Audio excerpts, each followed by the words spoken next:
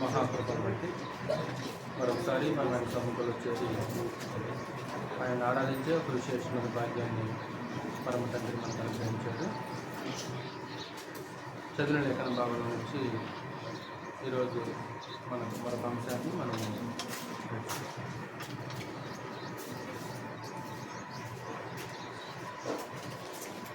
రెండు పాఠాలు చెప్తున్నాను కదా, అదే అంశం రాస్తాం.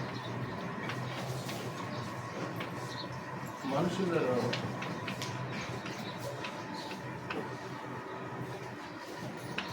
ఘనముగా పెంచబడినది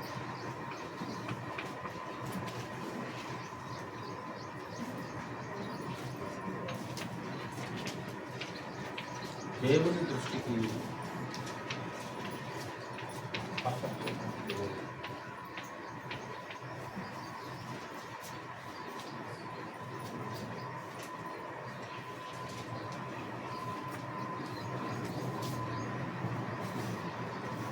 మనుషుల్లో అంటే మనుషులు ఏది ఘనమైనదిగా ఎంచుతారో, మనుషులు ఏది గొప్పగా ఎంచుతారో అది దేవుని యొక్క దృష్టికి అసహ్యమని గ్రంథం చాలా స్పష్టంగా మాట్లాడుతుంది.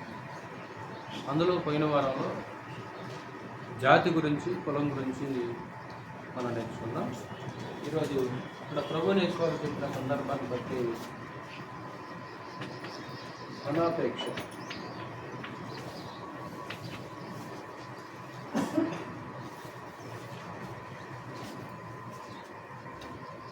అంటే ధనాన్ని మనుషులు ఎలా ఎంచుతారు?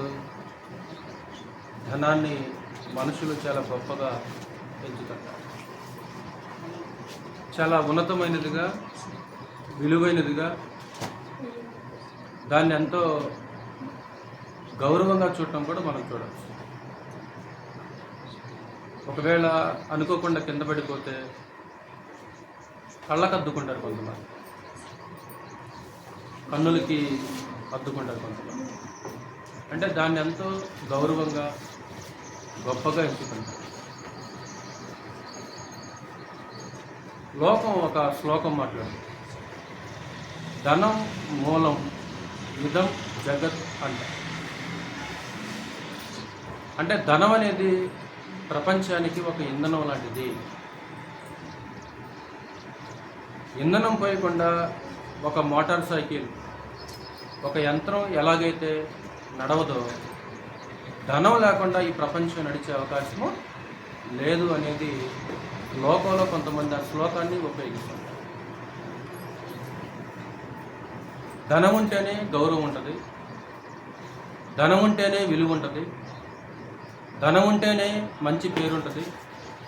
అసలు ధనం లేకపోతే మనుషులు గౌరవించరు. కాబట్టి మనం ఏం చేయాలంటే ప్రాముఖ్యంగా డబ్బును కూడబెట్టాలి, దాన్ని సంపాదించాలి. అసలు అది లేకపోతే మనకు సమాజంలో ఎలాంటి గౌరవం అనేది ఉండదు. కాబట్టి మనం ఏం చేయాలి అంటే దాన్ని కూడబెట్టాలి అనే ఆలోచనలో లోకం పరిగెడుతూ ఉండదు. అంటే కొందరు ధనాన్ని బట్టి కూడా గౌరవాన్ని ఇస్తుంటారు కొంతమంది మనుషులు. కొన్ని పనులు కూడా ధనవంతులకి అవుతుంటాయి కదా, సామాన్య ప్రజలకి కొన్ని పనులు కావు. ఆ రెవెన్యూ డిపార్ట్మెంట్లో కానీ కొన్ని డిపార్ట్మెంట్లకు వెళ్ళిపోతే సామాన్య ప్రజల కంటే ధనవంతులకే తొందరగా పనులు అవటం కూడా చూడవచ్చు. నేను టీసీ కోసం వెళ్తే నువ్వే విఐపీ కాదు, నీకు వెంటనే వేయడానికి కదా అని నేనే బాధపడలేదు, దుఃఖపడలేదు. టెక్స్ట్ బుక్లు తెచ్చేస్తే ఇచ్చేస్తాను అన్నది ఆవిడ. ఓకే మేడం, నేను ఇప్పుడే వెంటనే తెచ్చేస్తాను, టీసీ ఇవ్వండి, కొంచెం ఆలస్యమైందని అక్కడ అడిగితే ఆ స్కూల్లో నేను విఐపీ కాదు నీకు ఇవ్వడానికి, వెంటనే ఇవ్వడానికి అని కొంచెం కసురించుకున్నాను.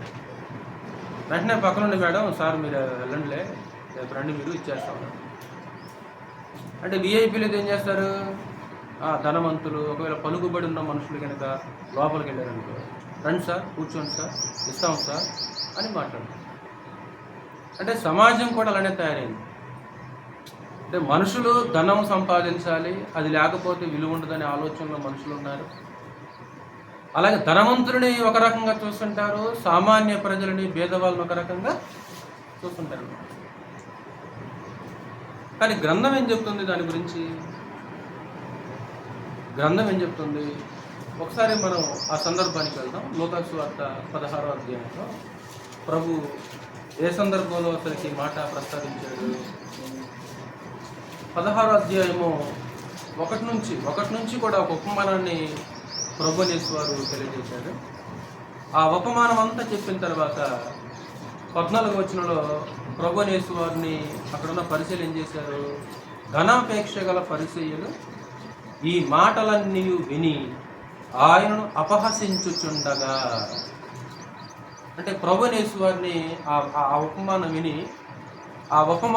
ఆ సంగతి ఎప్పుడైతే ఉపదేశించాడో ప్రభునేశ్వరు, పరిశీలన ఏం చేస్తున్నారు? ప్రభునేశ్వరుని అపహాసం చేస్తున్నారు. ఇంతగా పరిశీలన లాంటి వాళ్ళు అంటారా? ధనాపేక్ష కలిగిన వాడు. అప్పుడు ప్రభువారు ఏమన్నాడు? ఆయన మీరు మనుషుల ఎదుట నీతిమంతులని అనిపించుకునేవారు కానీ దేవుడు మీ హృదయములను ఎరుగును. మనుషులను ఘనముగా ఎంచబడినది దేవుని దృష్టికి అసలు. అంటే ఏ సందర్భంలో ప్రభునేశ్వర ఆ మాట ప్రస్తావించారంటే ధనాపేక్ష గల పరిచయులు ఎప్పుడైతే ప్రభుని అపహసించారో ఆ సందర్భంలో ప్రభు దీన్ని ప్రస్తావించారు. ఇప్పుడు లోకం అలాంటి గౌరవాలు ఇస్తుందేమో కానీ మనలో అలాంటి భేదాలు ఉండకూడదు అన్నమాట. మనం పోయిన వారంలో కూడా యాకోబు పత్రికలో జ్ఞాపకం చేసుకున్నాం. ఎవరైనా ధనవంతుడు పట్టు వస్త్రాలు ధరించుకొని ఉంగరాలు పెట్టుకొని వస్తేనేమో కుర్చీలో కూర్చోమని, ఒకవేళ మురికి బట్టలు కట్టుకొని దరిద్రుడి కనుక లోపల వచ్చేస్తే ఇదిగో కింద నీ పాదపీట మీద కూర్చో అని, అలాంటి భేదము ఎక్కడ కనపడకూడదు. అంటే ధనవంతులు పేదలు అనే భేదం కూడా సంఘంలో ఉండకూడదు. కేవలం జాతి భేదం ఒక్కటి మాత్రమే కాదు. క్రీస్తు యేసులో ఆయన సంఘంలో కేవలం జాతి భేదం మాత్రమే కాకుండా ధనవంతులు పేదలు అనే భేదాభిప్రాయం కూడా ఉండకూడదు, దాన్ని చూపించకూడదు అనమాట. ధనవంతులైతే ఒక రకంగా ట్రీట్ చేయటం, పేదవాళ్ళైతే ఒక రకంగా ట్రీట్ చేయటం, సంఘానికి డబ్బులు ఇచ్చేవాళ్ళు అయితేనేమో ఒక రకంగా, ఒకవేళ సంఘానికి డబ్బులు ఇవ్వకపోతేనేమో ఒక రకంగా, అలాగ ట్రీట్ చేసే ఆ వ్యవస్థ లోపల కనపడొచ్చేమో కానీ అసలు నిజముగా క్రీస్తు సంఘం అయితే, నిజంగా గ్రంథం అర్థమైతే అలాంటి భేదాభిప్రాయాలు సంఘంలో ఎంత మాత్రం కూడా ఉండకూడదు. మతసాగుల్లోనంట ధనవంతులు అయితేనేమో వెండి గ్లాసుల్లో ద్రాక్షరసం పోతారంట. కామన్ మ్యాన్స్ అయితే మనం గతంలో ప్లాస్టిక్ గ్లాస్ వాడాం కదా, ఆ ప్లాస్టిక్ గ్లాసులో ద్రాక్షరసం పోతారంట. ఏంటది? అసలు క్రైస్తవ్యం అన్నది అసలుకి పేరు గొప్ప ఊరు దెబ్బ అన్నట్లు కేవలం పేరుకే క్రైస్తవులు తప్ప అసలు ఆ విధానం కానీ, ఆ ఆలోచనలు కానీ, ఆ మనసు కానీ అసలు క్రైస్తవ్యానికి సంబంధించిందే కాదు. అందుకే పౌలు ఒక మాట అంటాడు, దేవుణ్ణి ఎరుగుదమని వారు చెప్పుకుందరే కానీ వాళ్ళ క్రియలను చూస్తే వాళ్ళు ఎలాగున్నారంట? దేవుణ్ణి ఎరగనట్టున్నారు. దేవుని ఎరిగాము, మేము కూడా దేవుని బిడ్డలమే అని చెప్పుకుంటున్నారు, కానీ వాళ్ళ క్రియలు చూస్తే ఎలాగున్నాయి? అరే క్రియలు చూస్తే దేవుని ఎరిగిన వాళ్ళు కాదు కదా, వీళ్ళు దేవుని బిడ్డలు కాదు కదా. కాబట్టి దేవుని బిడ్డలమని, దేవుని ప్రజలమని మనం చెప్పుకుంటే చాలదు. మనం దేవుని బిడ్డలమని, మనం దేవుని యొక్క ప్రజలమని మన క్రియలు చెప్పాలి. చెప్పాల్సింది ఏంటంటే క్రియలు. సర్టిఫికెట్ పెట్టుకున్నంత మాత్రాన, క్రిస్టియన్ సర్టిఫికెట్ పెట్టుకున్నంత మాత్రాన పెద్ద గొప్ప సంగతి కాదు. సర్టిఫికెట్ ఉంటే సరిపోదు, మేము క్రిస్టియన్స్ అండి. ఆ క్రియలు చెప్పాలి, ఆ ప్రవర్తన చెప్పాలి, ఆ మాటలు చెప్పాలి. వీళ్ళండి క్రిస్టియన్స్ అంటే, వీళ్ళండి దేవుని యొక్క ప్రజలంటే ఎలా చెప్పగలిగారు? అదిగో వాళ్ళ క్రియలు కానీ, వాళ్ళ ప్రవర్తన కానీ, ఇంట్లో ఆ అమ్మాయి ప్రవర్తించే తీరు కానీ, ఆ అబ్బాయి భార్య పట్ల ప్రవర్తించే ప్రవర్తన కానీ, అత్తమామల పట్ల ప్రవర్తించే ప్రవర్తన కానీ ఎంత గౌరవంగా ప్రవర్తిస్తాడు అతను. అంటే ఆ క్రియలు, ఆ ప్రవర్తన అనేది మనల్ని ఎవరు నిరూపించాలి? క్రిస్టియన్స్ నిరూపించాలి. కాబట్టి జాతి అనే భేదం మాత్రమే కాకుండా ధనవంతులు పేదవాళ్ళు అనే భేదాభిప్రాయం కూడా ఎక్కడ కనపడకూడదు? సంఘంలో. అందుకే ఆ ప్రభురాత్రి భోజన కార్యక్రమం మనం చదువుకుంటాం కదా, దాన్ని ఆ 23 నుంచి చదువుతాం. ఆ పైన ఒక మాట ఉన్నాడు, ఆయన పేదలను సిగ్గుపరచుద్దని మాట్లాడుతున్నాడు. అంటే కొరింథీ స్థానిక సంఘంలో కూడా ఏముంది అంటే ధనవంతులేమో నిండుగా క్యారేజీలు పెట్టుకొని సంఘానికి వచ్చి కడుపు నిండా భోజనం చేస్తున్నారు, పేదలేమో ఆకలితో అలమటించిపోతున్నారు. అంటే వీళ్ళ కడుపులు వీళ్ళు చూసుకుంటున్నారు కానీ పేదల గురించి ఏమాత్రం కూడా పట్టించుకోవట్లేదు. మీరు భోజనం చేయడానికి మీకు ఇండ్లు లేవా? అని పౌలు అక్కడ ప్రస్తావించడం కూడా మనం చూడవచ్చు. ధనవంతులు పేదలు అనే ఒక భేదాభిప్రాయము లోకంలో ఉంటుంది. కానీ క్రీస్తు యొక్క సంఘంలో మాత్రం అలాంటి వ్యత్యాసము, భేదాభిప్రాయము మొదటిగా మన హృదయాల్లో ఉండకూడదు. ఎందుకంటే హృదయాలు ఎరిగిన దేవుడు కదా. మన భావాల భావాజాలం అనేది మొట్టమొదట మన హృదయాల్లో ఉండకూడదు. కేవలం క్రియల్లో మాత్రమే కాదు, మొట్టమొదటిగా నీ మనసులో నుంచి దాన్ని ఏం చేయాలి? ముందు నీ మనసులో నుంచి, నీ హృదయంలో నుంచి దాన్ని సంపూర్ణంగా తీసివేయవలసిన అవసరం ఉంటుంది. ఎంతకీ ఆ ధనాపేక్ష గురించి గ్రంథం ఏం మాట్లాడుతుంది? ధనం గురించి గ్రంథం ఏం మాట్లాడుతుంది?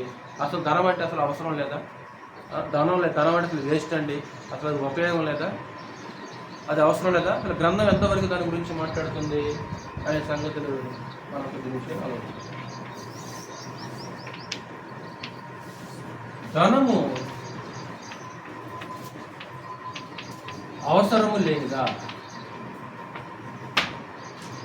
ధనము అవసరము లేదు.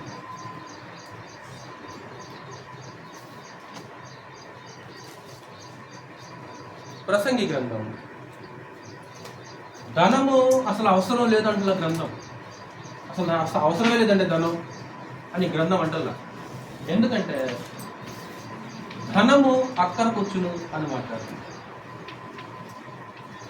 ధనము అక్కరకు వచ్చును.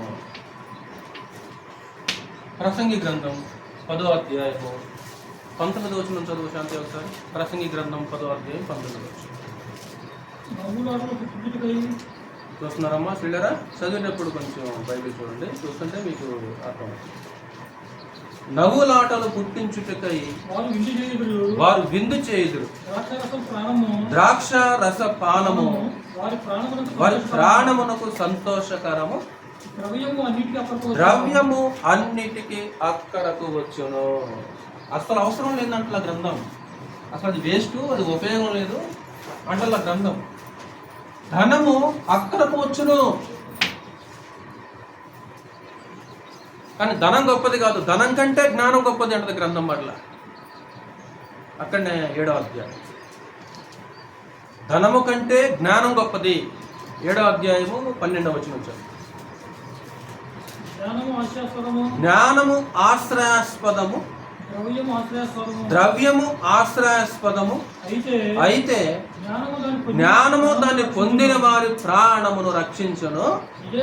ఇదే జ్ఞానము వలన కలుగు లాభము. అంటే ధనం కంటే ఏది గొప్పది శ్రీలరా?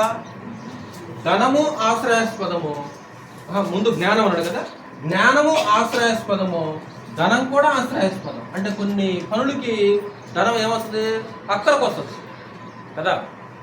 అంటే కొన్ని పనులకి ఆ ధనం అనేది, ఆ డబ్బు అనేది మన అక్కర్లను తీరుస్తుంది అనమాట. ఒకసారి మనకు అక్కరకు వస్తుంది, మన అవసరాలకు ఉపయోగపడుతుంది ఒకసారి అది. కానీ ధనం కంటే ముందుగా అక్కడ రచయిత ఏమంటే జ్ఞానం ఆశ్రయాస్పదం అన్నాడు. అంటే ధనము కంటే దైవికమైన జ్ఞానం శ్రేష్టమైనది. గుర్తుంచుకోండి, దైవికమైన జ్ఞానం లేకుండా ధనం కలిగి ఉంటే, జ్ఞానం లేకుండా ధనం కలిగి ఉంటే, యేసుక్రీస్తు ఏమన్నారు? దైవికమైన జ్ఞానం ఏమి లేదు ఆ మనిషిలో, కానీ ధనం మాత్రం బాగా కలిగి ఉన్నాడు. ఒకడు లోకమంతా సంపాదించి తను తాను పోగొట్టుకుంటే వానికి ఏమి అంటే ప్రయోజనం లేని వ్యక్తి ఆ వ్యక్తికి ప్రయోజనం లేని వ్యక్తి అన్నారు. అది అక్కడికి వస్తుంది. కానీ ధనం అన్ని సమస్యలకు పరిష్కారమా? ధనం అన్ని సమస్యలకు పరిష్కారమా? కాదు. ధనం ఉంటే ఏదైనా కొనొచ్చండి, డబ్బు ఉంటే ఏ సమస్యనే తీరుద్దని అంటారు కొంతమంది. డబ్బు ఉంటే చాలు సార్, ఏదైనా కొనొచ్చు, ఏదైనా సంపాదించవచ్చు. అది అన్నిటికీ పరిష్కారం కాదు, అది అన్ని సమస్యలను తీర్చదు. భౌతికమైన కొన్ని అక్కర్లు మాత్రమే అది తీరుస్తుంది తప్ప అన్నిటినీ అది మనకి ఇచ్చే అవకాశమా? అతి ప్రాముఖ్యంగా కొంతమంది ఏమంటారంటే ధనంతో మనశ్శాంతిని కొనలేము కదా. అందుకే ఒక సోషల్ మీడియాలో ఒక సూక్తి తిరుగుతుంది. పరుపు డబ్బు పెట్టి ఒక 50,000 రూపాయలు పరుపు కొనవచ్చు, కానీ నిద్రను కొనలేము. ₹1,00,000 పరుపు, మెత్తటి పరుపు అనమాట. అంత కొనే సామర్థ్యం నీకు ఉంది, కానీ నిద్రను మాత్రం ఏం చేయలేవు నువ్వు. కొంతమందికి ₹1,00,000 పరుపు మీద పండుకున్న నిద్ర రాని మనుషులు ఉన్నారు. అందులో ఒకడు సులభం. ఎందుకంటే ఆయన తన అనుభవం చెప్పాడు. ఐశ్వర్యవంతులకు తమ ధన సమృద్ధి చేత నిద్ర, కష్టజీవులు కొద్దిగా తినను సుఖంగా నిద్రపోతారు. మీ క్వారీలో పనిచేసేవాళ్ళు, దాసన్న క్వారీ పనిచేస్తుంటారు, క్వారీలో పనిచేస్తుంటారు.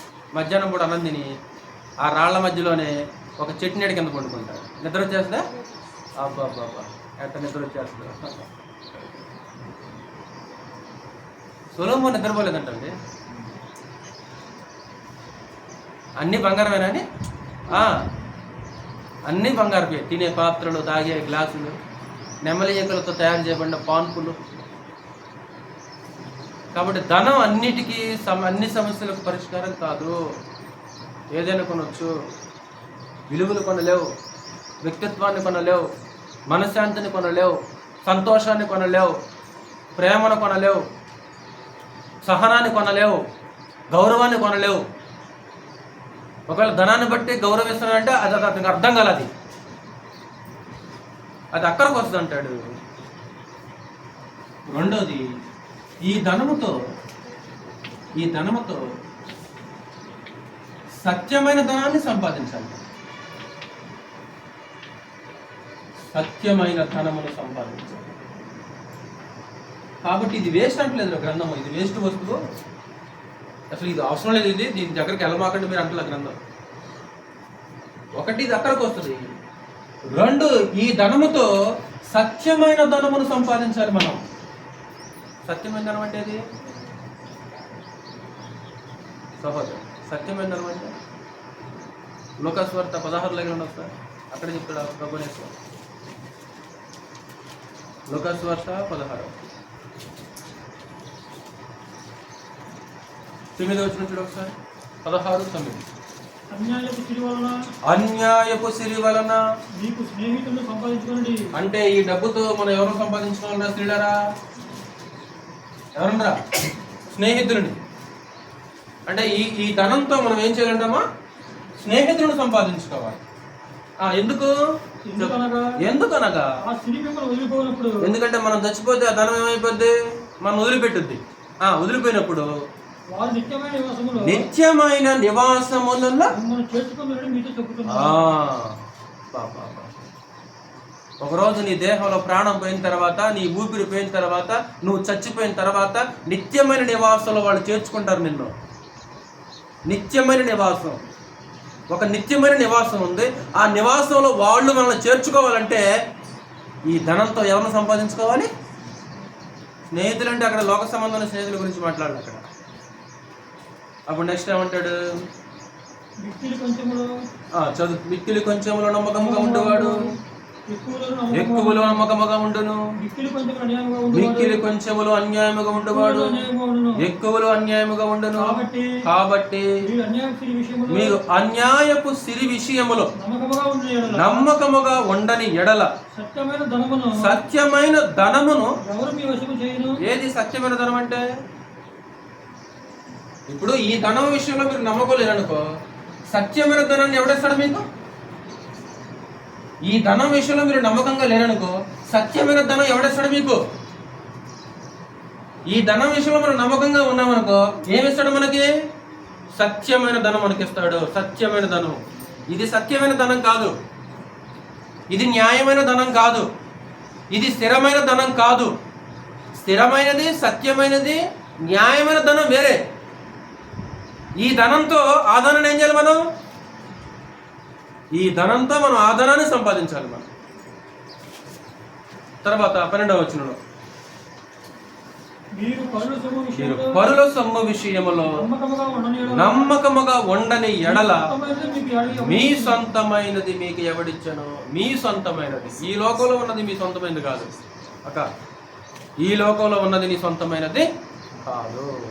నీ సొంతమైనది పరలోకంలో ఉన్నది. నువ్వు కనుక ఇక్కడ నమ్మకంగా లేకపోతే అసలు నీ సొంతదే నీకు రాదు. అంటే పరలోక సంబంధమైన, పరలోకంలో ధనం ఉందరా, పరలోక సంబంధమైన ధనం, సత్యమైన ధనం అంటే లోక సంబంధమైన ధనం అంట. 3 ఈ ధనముతో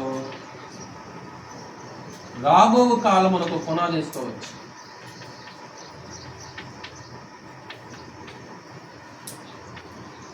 రాబో కాలమునకు పునాది వేసుకోవచ్చు. రాబోయే కాలం అంటే ఏంటి? రాబో కాలం అంటే ఇప్పుడు మన దగ్గర ఈ ధనం ఉంది కదా, ఇప్పుడు మన దగ్గర డబ్బు ఉంది కదా, ఈ డబ్బుతోటి ధనంతో రాబోయే కాలానికి పునాది వేసుకోవాలి. ఎలా సార్ సీను గారు? ముందు రాబోయే కాలం అంటే చెప్పండి. రాబోయే కాలం అంటే రాబో కాలానికి ఈ ధనంతో పునాది వేసుకోవాలి. రాబోయే కాలం అంటే ఏంటి అర్థం కాలేదా? చెప్పరా, ఎవరు చెప్పరా?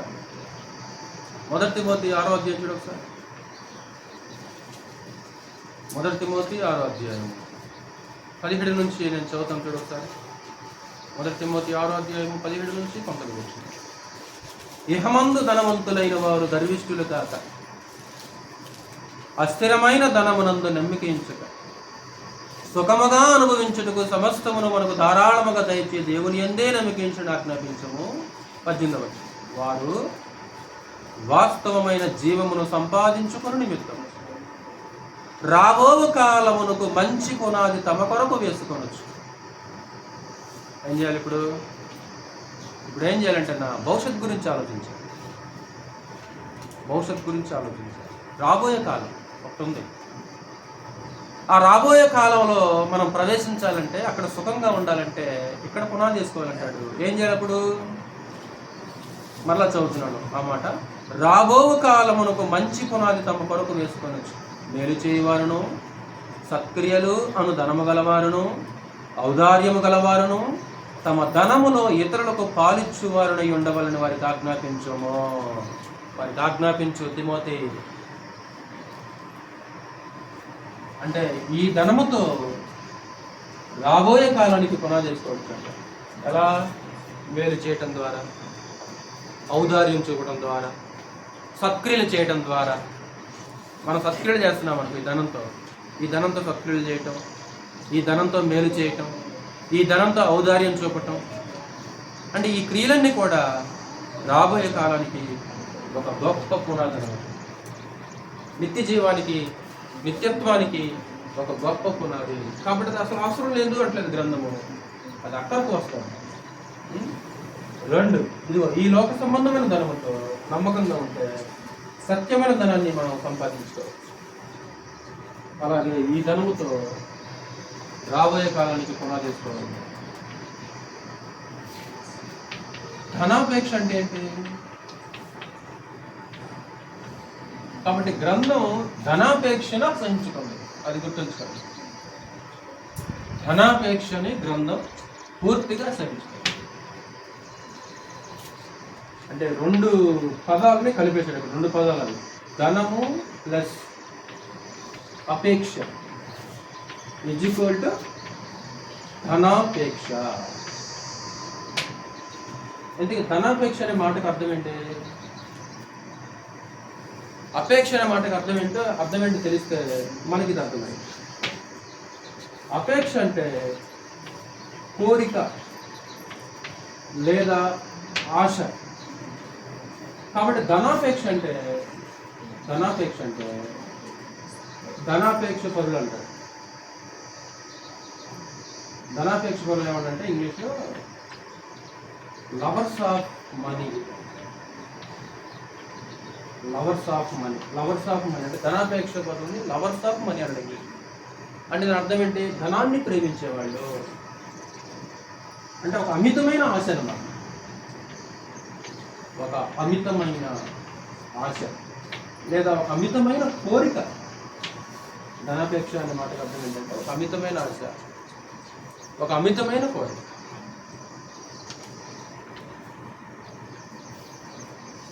ధనాపేక్ష పొరులు అంటేనేమో లవర్స్ ఆఫ్ మనీ అన్నాడు. లవ్ ఆఫ్ మనీ అన్నాడు. Love of money. ధనాపేక్ష అనే మాటకు అర్థం ఏంటంటే లవ్ ఆఫ్ మనీ అంటే ధనాన్ని ప్రేమించుకోవాలి. దాన్ని ప్రేమించడం. దాన్ని ప్రేమించటం ధనాపేక్ష. అది కావాలి, అది కావాలి, అది కావాలి, ఇంకా కావాలి, ఇంకా కావాలి, ఇంకా కావాలి అని పూర్తిగా దాని మీద దృష్టి పెట్టడం, దాని మీదే మనసు పెట్టడం, దాని వెంటే పరుగెత్తడం. ఎప్పుడైతే నైతిక హద్దులు దాటి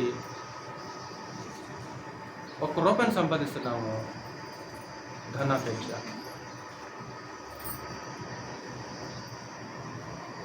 నైతిక నియమాలు, దైవికమైన నియమాలు, అంటే దైవికమైన నియమాలు, నైతిక నియమాలు, నైతిక హద్దులు దాటి సంపాదించే ప్రతి రూపాయి కూడా ఏది అంటే నువ్వు నైతికంగా హద్దు దాడుతున్నావంటే నీకు దాని మీద అపేక్ష ఉంది కాబట్టే నైతిక విలువలు లేకుండా నువ్వు ఆ పని చేస్తావు. నైతిక విలువలు లేకుండా చేయటం. కాబట్టి దాన్ని ధనాపేక్షను ఆశ్రయించుకుంటుంది గ్రంథం. ఒకవేళ డబ్బు సంపాదించే వాళ్ళు కాకపోతే లోకం కూడా చులకనగా చూస్తారు. మరి ఎవరు ఏదో ఒక రకంగా చూస్తుంటారు. మరి సంపాదించే వాళ్ళు అనుకోవచ్చు, అబ్బా భలే సంపాదిస్తున్నాడు, బాగా సంపాదిస్తున్నాడు, భలే సంపాదిస్తున్నాడు, వాడికి అంత తెలివండి. అంటే మోసాన్ని లోకం ఏమంటుంది? తెలివి కాదు, వాస్తవానికి అది మోసాన్ని తెలివి అంటుంది. మోసం చేసి సంపాదిస్తాడు. ఈజీ మనీ ఎలా సంపాదించాలి, సులువుగా ఎలా సంపాదించాలి, కష్టపడకుండా ఎలా సంపాదించాలి, ఇలా ఈజీ మనీ కష్టపడకుండా సంపాదించాలి అనే ఆలోచన కలిగిన వ్యక్తి ఏ వ్యక్తి? ధనాపేక్ష. ఇంట్లో కాలు మీద కాలేసుకొని కూర్చొని డబ్బులు సంపాదించాలనుకుంటున్నారా? ఎలా? ఎర్రి కాకపోతే, పిచ్చి కాకపోతే ఎలా? మరి వాళ్ళందరూ కష్టపడే వాళ్ళంతా వాళ్ళు పిచ్చోళ్ళు, నువ్వు తెలియగలడు. ఆ సోషల్ మీడియాలో వీడియో పెట్టినాడు వాడు తెలియగలడా?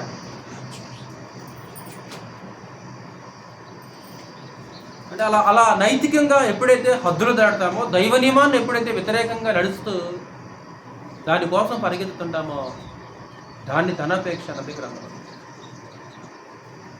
సామెతల గ్రంథం 23వ అధ్యాయం. అంటే దాని వెంట పొరుగెత్తు.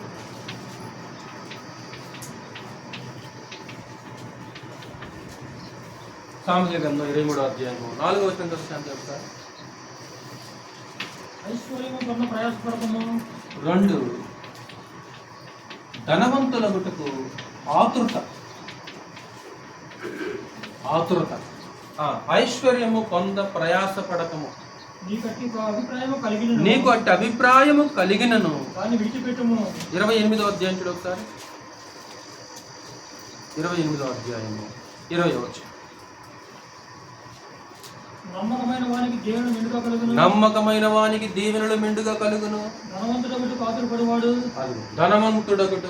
ఆతురపడవాడు. మనం కూడా వాళ్ళకి ధనవంతులు అవ్వాలండి. ఏమండి? మనం కూడా ధనవంతులు అవ్వాలండి. ధనవంతులగుటకు ఆతురపడువాడు. ఆతురత అంటే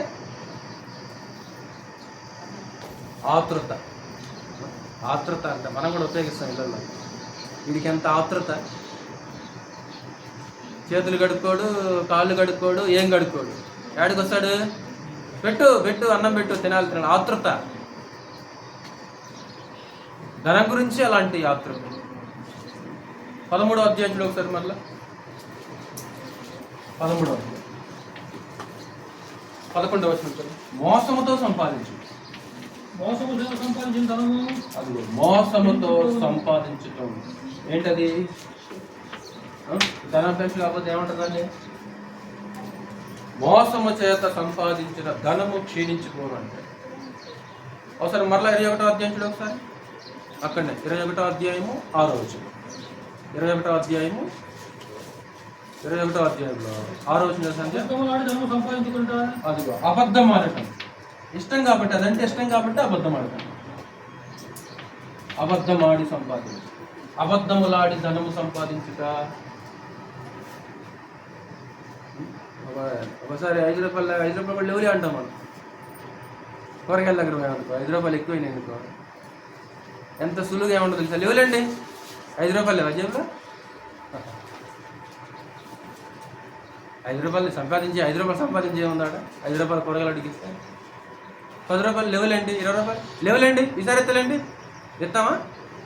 అది అంతే పోయింది.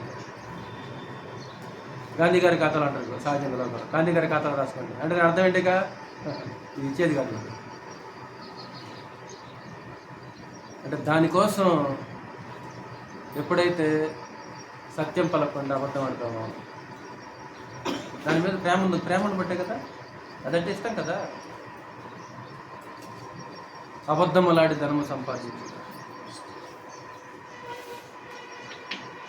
ధనము కొరకు దేవుణ్ణి పక్కన పెడతాం.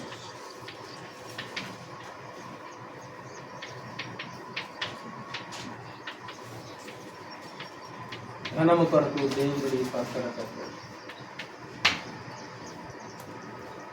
మనం మార్కు సువార్త చదివాం కదా, అక్కడికి ఆ సందర్భంలోనే ప్రభు ఆస్తి యందు నమ్మిక ఉంచేవాడని మాట్లాడుతుంటాడు. ఒక యవనస్తుడు వచ్చాడు, మీకు తెలిసిన స్టోరీ, నాకు తెలుసు. ఒక యవనస్తుడు వచ్చేసి, బోధకుడా నిత్య జీవానికి వారసుడు కావాలంటే నేనేం చేయాలి? నరాతి చేయవద్దు, దొంగతనం చేయవద్దు, వ్యభిచరించవద్దు, అబద్ధం సాక్ష్యం. బాల్యం నుంచి ఆజ్ఞలు నేను కైకొన్నాను.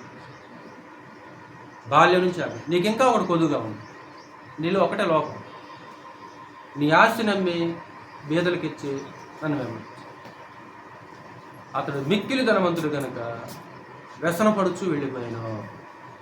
ఇప్పుడు ఎందుకు అతను దేన్ని ఎక్కువగా ప్రేమించాడురా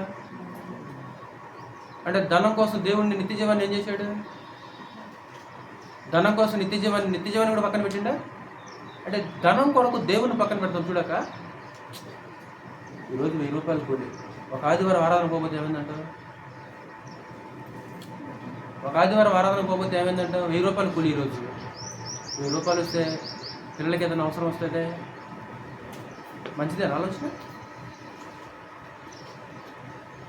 మంచిదా తలంపు? అది మంచి తలంపు ఎలాగవుద్ది? దేనికి సంబంధించిన తలంపు? దేవుని కంటే ఎక్కువగా, దేవుని యొక్క పని కంటే ఎక్కువగా దాన్ని ఎప్పుడైతే మనం ఎంచుతామో మనం ఆ లిస్టులోకి వెళ్ళిపోతాం. సహోదరులారా, ఆ లిస్టులోకి మనం వెళ్ళిపోతాం.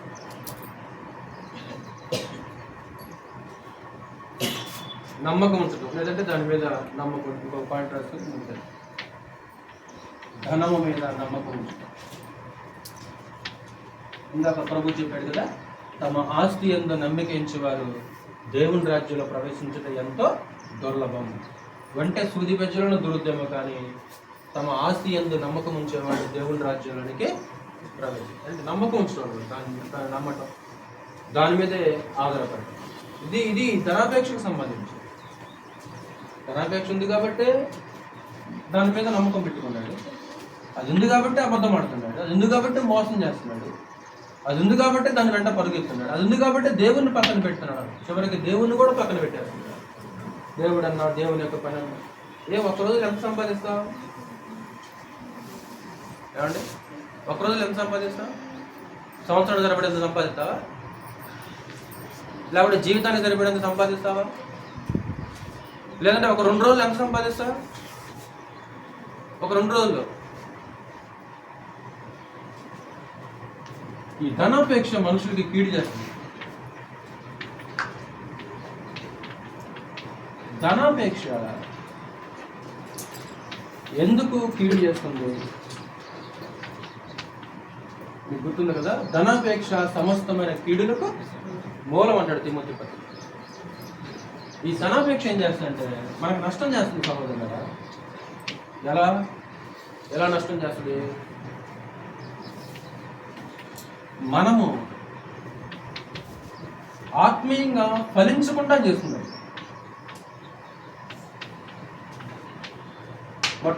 మొట్టమొదటిగా ధనాపేక్ష చేసే పని ఏంటంటే మన ఆత్మీయ జీవితం ఫలవంతముగా ఉండదు.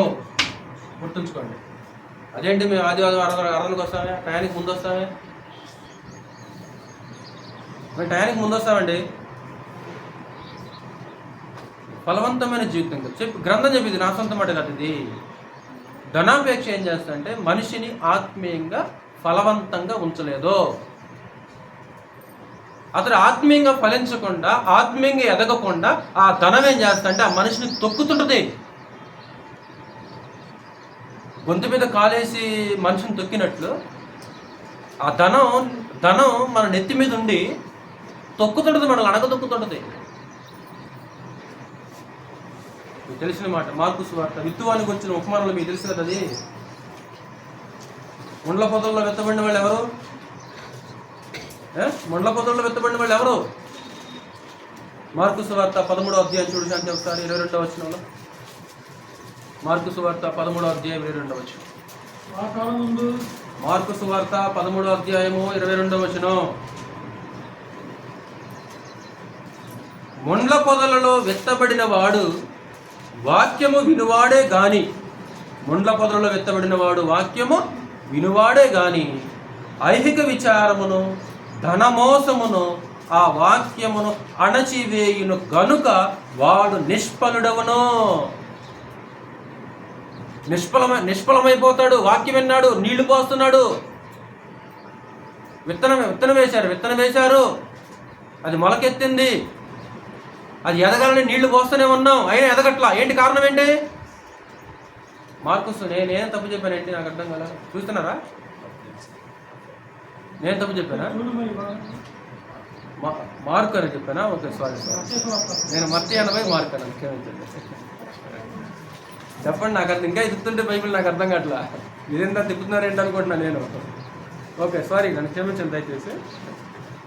మత్తి 80 మార్కు అన్నాడు. విత్తువానికి వచ్చిన ఉపమానం కదా. మత్తయి సువార్త 13వ అధ్యాయం 2వ వచనం. ముండ్ల పొదలలో వెత్తబడిన వాడు వాక్యము వినువాడే గాని, అంటే వాక్యం విన్నోళ్ళం కాదురా. రెండోది వాక్యం అంగీకరించిన వాళ్ళు, వాక్యానికి లోబడ్డోళ్ళు. ఐహిక విచారమును ధనమోసమును ఆ వాక్యమును ఏం చేస్తాడంట? అణచివేయును గనుక వాడు నిష్ఫలుడవను. అణిచేస్తానమాట.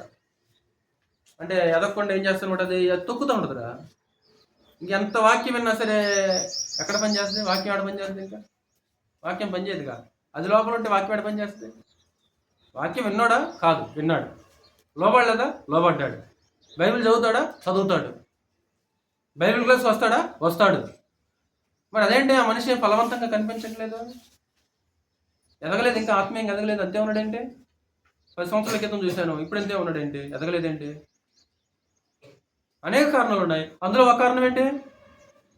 ఇది ఒక కారణం. ఆ వాక్యమును అణచివేయును. అది తొక్కుతుంటుంది లోపల నుండి తొక్కుతుంటుంది అనమాట. అంటే ధనాపేక్ష సమస్య అదేంటి? ఎందుకు కీడి చేస్తుంది? ధనం మనకి కీడి చేస్తా ఏంటి? ఎందుకు కీడి చేస్తా అంటే ఇదిగో దాని మీద అపేక్ష ఉంటే నీకు కీడి చేస్తుంది. ఏంటా కీడు? ఇదిగో నువ్వు ఆత్మీయంగా ఫలవంతంగా ఉండలేవు. నువ్వు ఉన్నాను అనుకోవటం అది భ్రమ అనమాట. అది భ్రమ అనే పదం ఇబ్రహీములో మాట్లాడుతుంటాడు. పాపం వలన కలుగు భ్రమ చేత అంటాడు. అది మన భ్రమ అనమాట. అది ఉన్నాము అనుకోవటం మన భ్రమ. రెండు, అదేం చేస్తుందంటే నిత్య జీవపు ద్వారాలు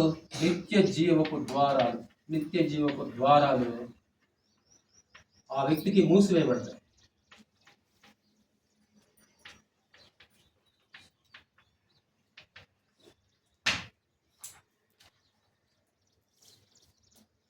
నిత్య జీవపు ద్వారాలు ధనాపేక్ష పరులకు మూసివేయబడతాయి. నా తండ్రి చేత ఆశీర్వదించబడిన వారులారా ఆ గుంపులో ఉండలేము మనం. అలాగే ఒకవేళ ఆ లక్షణం మనలో ఉంటే ఆ గుంపులో మనం ఉండలేము. నా తండ్రి చేత ఆశీర్వదించబడిన వారులారా లోకం పుట్టినది మొదలుకొని మీ కొరకు సిద్ధపరచబడిన రాజ్యాన్ని స్వాతంత్రించబడి అన్నాడు కదా. ఆ గుంపులో మనం ఉండాలంటే మనలో ఉండకూడదు ఏంటంటే ఇదిగో మనుషుల్లో ఘనమైంది మనలో ఉండకూడదు. మనుషులలో ఏది ఘనంగా ఎంచుతారో అది మనలో ఉంటే మనకు నిత్యత్వపు ద్వారాలు ఏం చేయబడతాయి సహోదరులారా? అసాధ్యం అన్నాడు ప్రభునేశ్వరు. అంతే. నిజంగా వంటే సూది బెజ్జలం దొరుకుద్దా? దొరుకుద్దా ఎక్కడన్నా? వంటే సూది బెజ్జలం దొరుకుద్దా? వంట అంతా భారీగా ఉంటుంది, సూది బెజ్జం ఎంత ఉంటుంది? అది సులభం అన్నాడు ప్రభునేశ్వరు. కానీ వీడు మాత్రం అంటే దాని అర్థం ఏంటగా? అది జరగదు, అసాధ్యం. అది అలాగని అవసరం లేదా ఆ అర్థం చేసుకోవద్దు. మరలా అది అక్కర్లేదు అంటలేదు నేను. అవసరం లేదా? పిల్లలను చదివించుకోవద్దా? ఇల్లు కట్టుకోవద్దా? బట్టలు కొనుక్కోవద్దా? మంచి ఆహారం తినొద్దా? అలా చెప్పట్లే గ్రంథం. పనికి పోవద్దు, కుటుంబాన్ని సంరక్షించుకోవద్దు, గ్రంథం అలా మాట్లాడలేదు అనమాట. దాని మీద ఒక అమితమైన ఆశ, ఒక అమితమైన కోరిక అనేది గ్రంథం దాన్ని ఆశ్రయించుకుంటుందిరా. 3, అదేం చేస్తుందంటే దేవుని మీద నుండి దృష్టి మరలిస్తుంది అనమాట. దేవుని మీద నుండి దృష్టి మరలిస్తుంది. దేవుని మీద నుండి అది మన మనసును ఏం చేస్తుందో తెలుసారా? తిప్పుద్ది ఆటోమేటిక్. ఇవన్నీ స్లో పాయిజన్ ఇవి. ఆత్మీయంగా పడిపోవడానికి వెంటనే పడిపోడు ఏ మనిషి కూడా ఆత్మీయంగా వెంటనే పడిపోడమా? వెంటనే పడిపోడు. క్రీస్తులో ఉన్న వ్యక్తి వెంటనే చచ్చిపోడు, వెంటనే పడిపోడు, తప్పు చేసిన వెంటనే చచ్చిపోడు. ఎందుకంటే క్రీస్తు యేసునందు జీవమునిచ్చు ఆత్మ యొక్క నియమము పాప మరణముల నియమం నుంచి నన్ను ఏం చేసింది? విడిపించింది. పాపం చేసిన వెంటనే చచ్చిపోడు ఆ మనిషి. జీవం ఉంటుంది. ఒప్పుకోకుండా దానిలో జీవిస్తాడు చూడు, జీవించే వ్యక్తి చనిపోతాడు. పాపం చేసిన వెంటనే చావడు ఆ మనిషి. ఇప్పుడు తప్పు చేసిన వెంటనే చావడం, ఇది స్లో పాయిజన్ అన్నమాట. ఇది అసలు పడిపోతున్నవనే సంగతి మనకు ఒక్కొక్కసారి తెలీదు. యేసుక్రీస్తు వారు చెప్పిన దాకా ఎఫెసీలు పడిపోయిన సంగతి, ఎఫెస్ సంగతి తెలిసిందారా రేఖ? విజయరాజు, ఎఫెస్ సంఘం పడిపోయిందా? లక్ష్మి గారు, ప్రకటన గ్రంథాలు 7 సంఘాల గురించి మాట్లాడదు కదా. మొదటి సంఘం గురించి, ఏ స్థితిలో నుండి పడితివో అంటే నువ్వేమయ్యావు? నువ్వు పడ్డావు. ఎవరు చెప్పిందో తెలియలేదు, ప్రభు చెప్పిందో తెలియలా. పడ్డావనే సంగతి తెలియలా. పడ్డావనే సంగతికి సంసోను తెలిసిందే. సంసోను ఫిలిస్తీయులు వచ్చేస్తున్నారు, విడజిమ్ముదాం అనుకున్నాడు. ఎక్కడున్నాయి వెంట్రుకల్ని విడజిమ్మి వాళ్ళ మీదకి రౌద్రంతో వెళ్దాం అనుకున్నాడు. అంటే తను పడ్డాన సంగతి సంసోను కూడా అలా ఇదేంటి? ఇది స్లో పాయిజన్ అన్నమాట. ఇది స్లోగా నెమ్మదిగా పడిపోతుంది అన్నమాట. ఒక్కొక్కటి అలా. కాబట్టి ఇది ఏం చేస్తుందంటే, ఈ అపేక్ష ఏం చేస్తుందంటే దేవుని మీద నుండి మన దృష్టి మరలేస్తుంది అనమాట. అందుకే యేసుక్రీస్తు వారు అన్నమాట మీకు గుర్తుంది కదా. ఒకసారి మత్తయి సువార్త 6వ అధ్యాయం చూద్దాం. ఒకసారి మత్తయి సువార్త 6వ అధ్యాయం. మత్తయి సువార్త 6వ అధ్యాయము 21వ వచనం చూసి అంటే ఒకసారి 6:21. నీ ధనం ఎక్కడ ఉండును అది. ఇంకెక్కడ వాక్యం ఎక్కుద్ది? వాక్యం ఎక్కడ లోపల పోయింది? అది నీ హృదయాన్ని తిప్పి నీ హృదయాన్ని వంచుతుంది. 24వ వచనం 24. ఎవడను ఇద్దరు యజమానులకు దాసుడుగా ఉండనేరడు. అతడు ఒకని ద్వేషించి ఒకని ప్రేమించును, లేదా ఒకని పక్షముగా నుండి ఒకని తృణీకరించును. మీరు దేవునికి సిరికిని కుదరదది, అసాధ్యం, అది జరగదు. సంతోషపరచలేదు. ఇద్దరు యజమానులు ఎలా సంతోషపరుస్తావు? ఇద్దరిని. సిరి ఒక యజమాని, దేవుడు ఒక యజమాని. ఒక దాసుడు ఇద్దరు యజమానులు ఏం చేయలేడు? సేవించలేడు, సంతోషపరచలేడు. ఎవరన్నా ఒకడే కావాలి. లేదన్నా అదేం కాదనంటే కుదరదు. గ్రంథం ఏమంటుంది అంటే అది ఒప్పుకోవట్లేదు. కాబట్టి దానివల్ల కూడా మనుషులు సంతృప్తిగా ఉండలేరు సహోదరులారా. ఎప్పుడైతే ఈ ధనాపేక్ష అనేది మన లోపలికి వెళ్తుందో దాని వలన సంతృప్తి అనేది ఉండదు. మనకి సంతృప్తి ఉండదు, ప్రశాంతత కూడా ఉండదు అనమాట. సంతృప్తి ఉండదు, ఇంకా కావాలి. చిన్నప్పటి నుంచి ఒక సామెత ఉన్నాడు, కూడి కొద్ది కొండలు అమ్ముకుంటారంట కొంతమంది. కూడి కొద్ది ఏమమ్ముకుంటారంటే చివరికి కుండలు కూడా అమ్ముకుంటారు. కుండలు కూడా అమ్ముకొని డబ్బులు సంపాదిస్తారు. ఎందుకు? ఇంకా అంటే వండుకునే కుండలు కూడా అమ్మేస్తావా? అంటే ఇది ఒక సంతృప్తిగా ఉండలేదు ఇది మనల్ని. సులభం అంటే ద్రవ్యమును అపేక్షించి వాడు దాని చేత సంతృప్తి నొందడని మాట్లాడుతుంటాడు.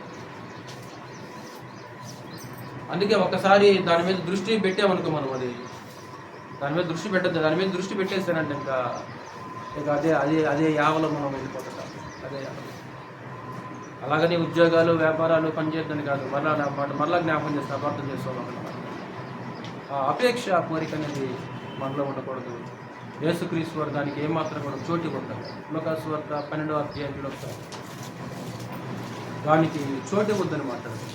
15వ వచనం చదువుతాంటే లోకాసు వార్త 12వ అధ్యాయం మరియు 15వ వచనం. మరియు ఆయన వారితో మీరు ఏ ఏ విధమైన లోభమునకు ఎడమియ్యక జాగ్రత్త పడుడి.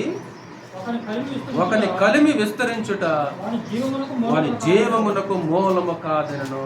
మీరు ఏ విధమైన లోభానికి చోటివ్వద్దు, జాగ్రత్త. అది ఏం చేస్తుందంటే మిమ్మల్ని ముంచేస్తుందని మాట్లాడుతుంటాడు. చివరికి ఇంకో పాయింట్ చెప్తాను, కొంచెం శ్రద్ధగా మనసు పెట్టానండి. ఒకసారి 1 తిమోతి పత్రిక 6వ అధ్యాయం వెళ్దాం. మనకందరికీ తెలిసిన మాట 1 తిమోతి 6వ అధ్యాయము వచ్చిన చదివి దాన్ని విభజించి నేను ముగించేస్తాను. కొంచెం మనసు నిలబడే. కొంచెం 9వ వచనం చదువుతాను ఒకసారి. 6వ అధ్యాయం 9 నుంచి. ధనవంతుల బిడ్డకు అపేక్షించువారు శోధనలోను గురిలోను అవివేకయుక్తములను హానికరములైన అనేక దురాశల్లోను పడుదురు. అట్టివి మనుషులను నష్టములోను నాశనములోను ముంచివేయును. ఎందుకనగా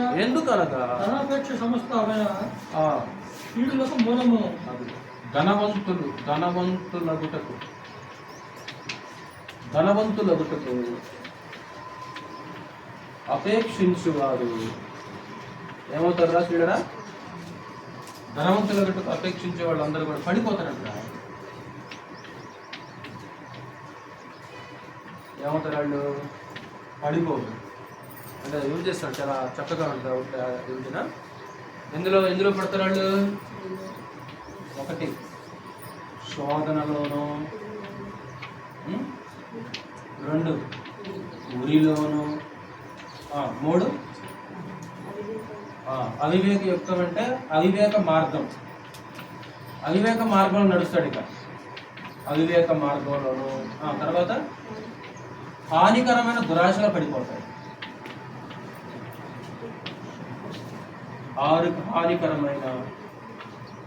హానికరమైన దురాశలో పడిపోతాడు. ఎవడైనా ఎంత బలవంతుడైనా సరే, ఎవరైనా సరే ఈ అపేక్ష ఎప్పుడైతే లోపలికి వెళ్ళిపోద్దో ఎలాంటి వ్యక్తి అయినా సరే పడిపోతాడు. ఎలాంటి వ్యక్తి అయినా పడిపోతాడు. తర్వాత ఏమన్నాడు? రెండో పాయింట్ ముంచేస్తాడు. అది ముంచి వేస్తుంది. ఎందులో ముంచేస్తుంది? నష్టములోను. అంతేనా? తెలుసు అంతేమాట. అది నష్టములోను నాశనములోను ముంచివేయును.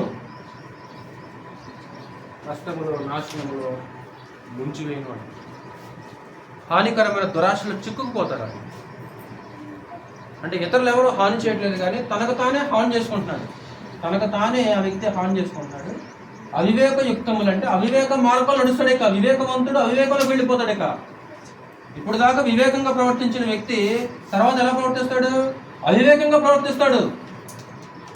శోధనలో పడిపోతాడు, ఉరిలో పడిపోతాడు.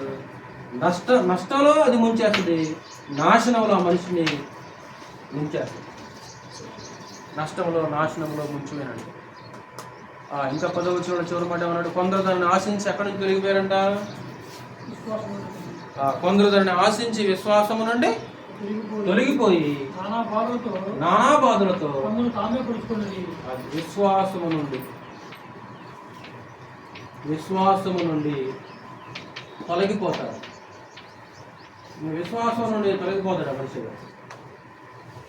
4 తమ్మును తామే ఏమవుతారంట? వాళ్ళు తమ్మును తామే పొడుచుకుంటారు.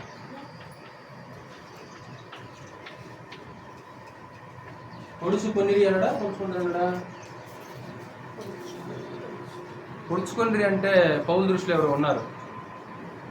పొడుచుకొనిరి అనేది ఆల్రెడీ అయిపోయింది అది కదా, అంతేనా?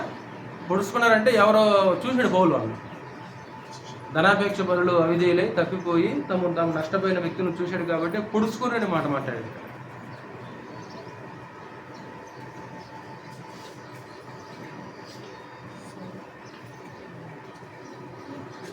అంటే దీనికి ప్రతి వ్యక్తి కూడా నష్టపోతాడు, ప్రతి వ్యక్తి కూడా నాశనంలో ముంచివేయబడతాడు. విశ్వాసులను తొలగిపోయి తమను తామే పొడుచుకోండి. ఉదాహరణకి యోధ తమను తామే పొడుచుకోండి అంటే ఇస్కరియోతు యోధ మనకు అనిపిస్తుంది కదా. తమను తామే పొడుచుకోవటం అంటే యోధ తను ఏం చేసుకున్నాడు? తను చంపుకుండగా యోధ తను చంపుకున్నాడు. ఉరిపెట్టుకొని చనిపోయాడు, తప్పిపోయాడు. ఆ మనిషి కలిగిపోయాడు. అపోస్తుల కార్యాలు 1వ అధ్యాయం. పేతురు దాని గురించి మాట్లాడు. 24 అపోస్తుల కార్యములు 1వ అధ్యాయం 24-25. ఇట్లని ప్రార్థన చేసి అందరి హృదయములను ఎరిగి ఉన్న ప్రభువా తన చోటికి పోవుటకు యోధ తప్పిపోయి అంటే యోధ ఏమైపోయాడు? విశ్వాసంలో నుంచి తప్పిపోయాడు, తొలగిపోయాడు. యోధ తప్పిపోవడానికి కారణం ఏంటి సహోదరులారా? అదే కదా.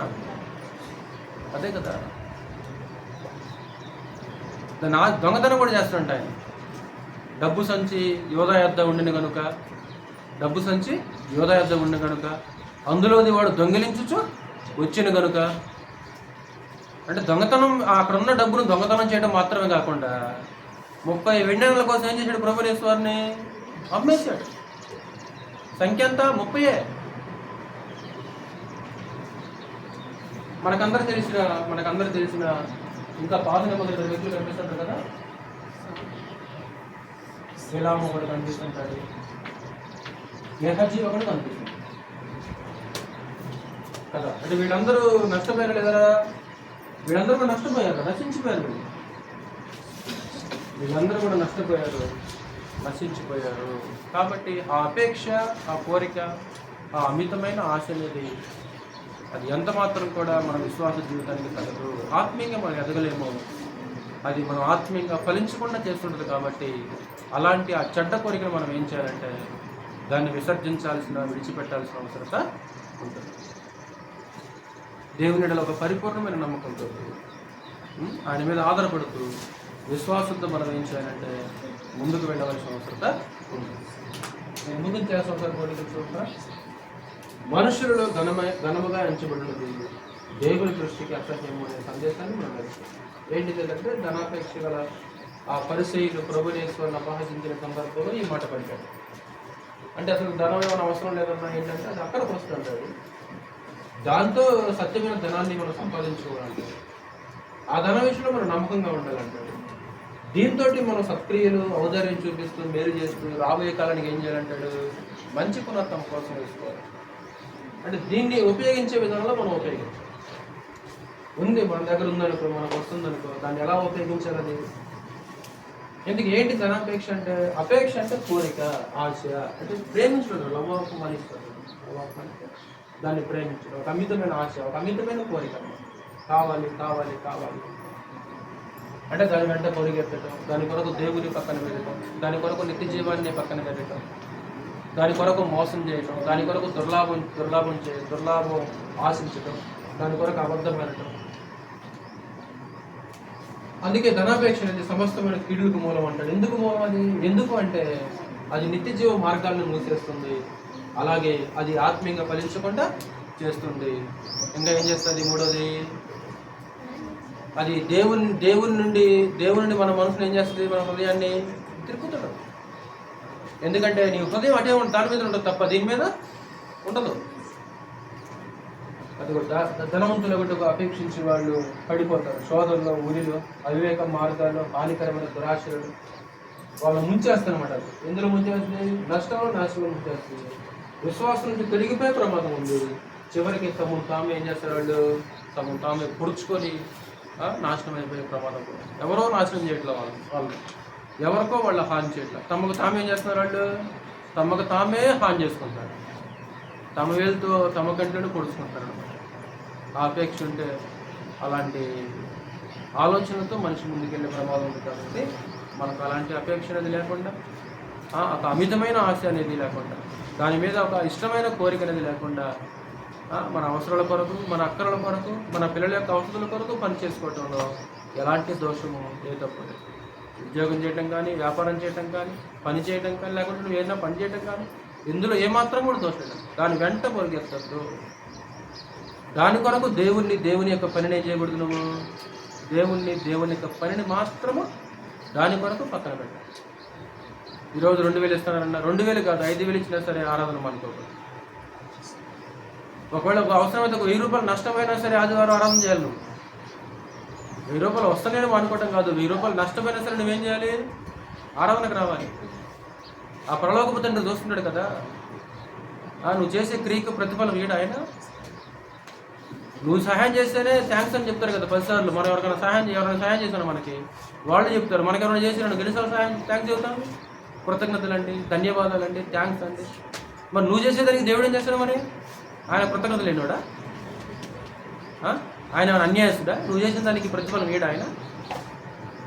అవసరమైతే ఒక 1000 రూపాయలు మానుకుందాం, మనం ఇంకొక పనులే పెడదాం. అవసరమైతే ఈరోజు వెళ్ళాలి సార్ ఖచ్చితంగా అంటే 1000 రూపాయలు ఇస్తే 500 కూలి, 1000 రూపాయలు ఇస్తే ఈరోజు డ్యూటీలో ఉంటాయి. ఈరోజు నా తరపున డ్యూటీ చేసిన 1000 రూపాయలు ఇచ్చేస్తాను నేను. ఎందుకు? ఆరాధనకి వెళ్ళాలి. ఇప్పుడు ఒక స్పిరిచువల్గా ఒక ఆనందం ఉండదు ఆ సమయంలో. కోటే ఆ పని చేసామనుకున్నా స్పిరిచువల్గా మనకు ఒక ఆనందం ఉండదా? సంతోషం ఉండదా? ఇదిగో నేను ఈరోజు దేవుని పని ఇదిగో ఈ విధంగా చేసిన ఒక ప్రౌడ్ ఉండదా? ప్రౌడ్ అంటే గర్వం కాదు, మరలా ఒక ఆనందం, ఒక అతిశయం, సంతోషంగా ఉంటాం. ఒకవేళ దాని కొరకే మనం మానుకున్నాం అనుకో, వేధించదా మనల్ని? వాక్యం అన్నప్పుడల్లా వేధించదరా? వాక్యం అన్నప్పుడల్లా గుచ్చుకోదా మనసు? ఏంటి ఇలా చేశాను ఒకప్పుడు నేను? ఇది కేవలం విన్నప్పుడు మాత్రమే కాకుండా ఆ వాక్యాన్ని హృదయంలో భద్రం చేసుకుంటూ అన్ని విషయాల్లో మనం అందరం కూడా వాక్యానుసారంగా నడుచుకుందాం. శ్రద్ధగా వాక్యాన్ని మీ అందరికీ ప్రభువు నామములో వందనాలు.